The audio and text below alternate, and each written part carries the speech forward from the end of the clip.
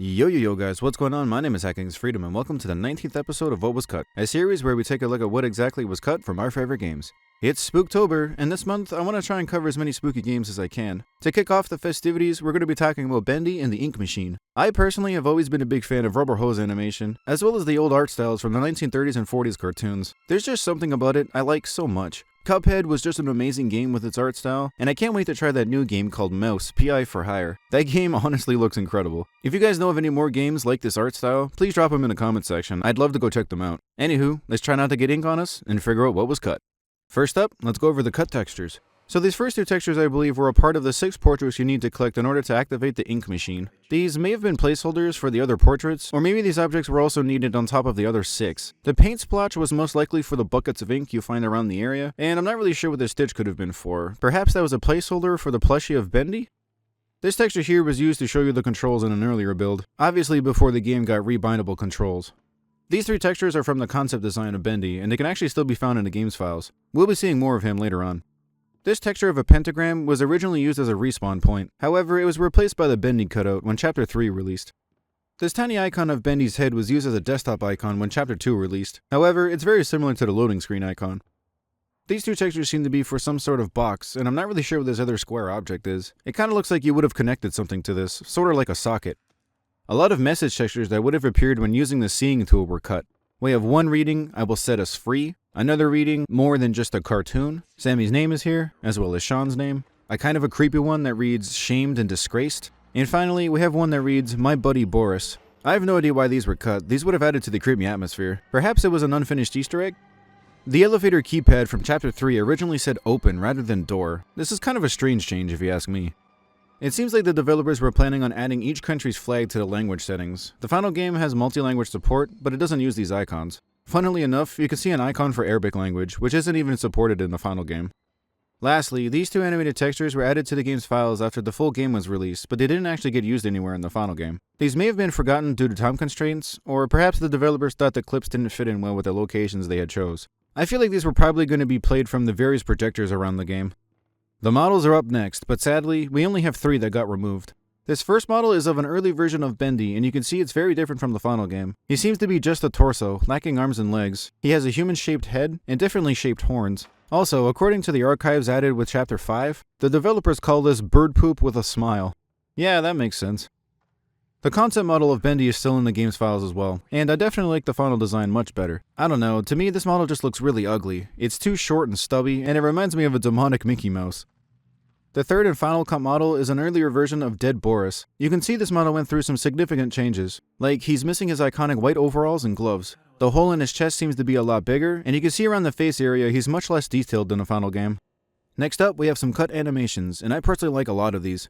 The boss form of Bendy surprisingly has an idle animation, despite the fact that he's constantly seeking you out and he never goes idle.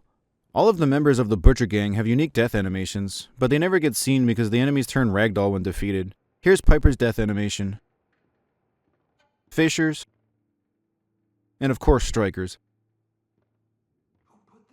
This is an earlier animation of the Searcher's Walk, which I personally really like. The final cut animation is from Alice Angel. In Chapter 3, she can be seen banging on the glass, but just before the lights go out, she laughs, and she actually has a proper animation for doing so. This obviously never gets seen by the player because of the lighting. It's time to talk about the sounds and voice lines, and we're going to start with the voice lines first. These first 2 voice lines are from Henry, and this first one was only heard in Chapter 1's beta after encountering Bendy while the studio starts to flood. I'm getting the hell out of here. And the second one is completely unknown as to where it was supposed to be played. What the heck was that? The only other voice lines that got cut are related to the Searchers. They used to moan and wail after getting defeated. Take a listen.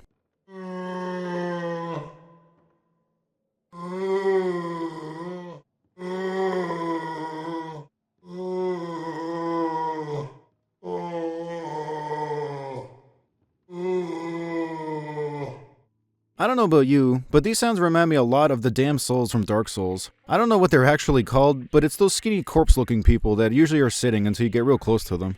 I think they give you like 40 or something souls, but yeah, those guys. As for sound effects, there's only 2, and judging by the file names, Test Beep and Test 20 dBFS, these were just used as placeholders.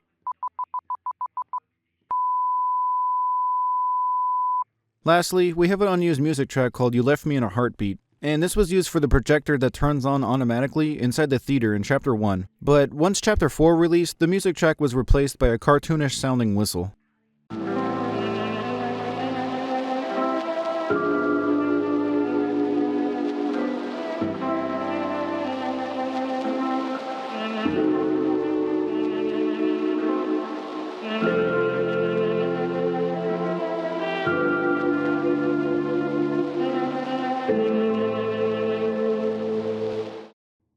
As we come to the end of the video, it's time for the various oddities I found throughout the game. It seems Allison Angel was originally going to be a bit more expressive, as she has 6 facial morphs that go unused. At some point during development of Chapter 1, Bendy would slowly tear down the boards while hunting the player. As soon as he got through the boards, a metal door would come down and stop him. This was most likely scrapped because it didn't fit the game's style, as that sequence reminds me way too much of Five Nights at Freddy's. The image for the title screen was drastically different in earlier builds, and I'm sure this was just used as a placeholder. These 3 posters, as well as Bendy's cutout, had their gloves changed from this triple line design to a more traditional Mickey Mouse one. I'm not really sure why they decided to change this though. I think the 3-line design suits these characters much more. The last oddity I have for you is this very ominous picture of 3 glitched out Borises, with the phrase "Boris comes for your soul" plastered on top of the image. This can only be found in the mobile port of Bendy and the Ink Machine, and my guess is this was tied to some sort of ARG. Or possibly this is an unknown Easter egg just waiting to be found. And that's all I have for Bendy and the Ink Machine. I played Bendy when it was popular, but it wasn't for very long. I did really enjoy the game either which way though, and I know this one was a lot shorter than my usual episodes, but I felt like being festive this month. So why not do a bunch of spooky games even if they don't have that much to talk about. Plus, it helps me mark off some games I've always wanted to add to the series. I didn't mention it in my last video, but I actually had COVID, and that was really not fun to deal with. But I'm feeling much better now. Anywho, if you have a suggestion for the next What Was Cut episode, please feel free to comment down below. With that being said, thank you so much for watching, and I'll see you in the next one. Peace.